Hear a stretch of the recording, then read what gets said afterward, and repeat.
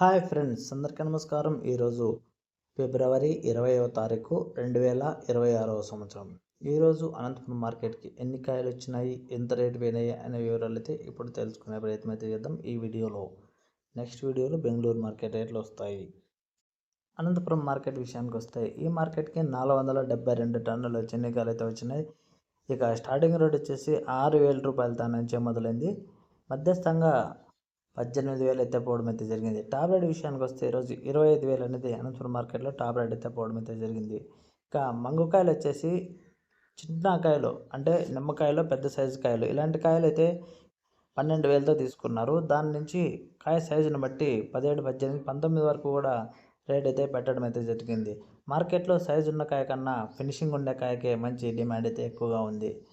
Okay friends, ఈ information మీకు నచ్చినట్లయితే like, share, subscribe. Thank you for watching. Jai Hind.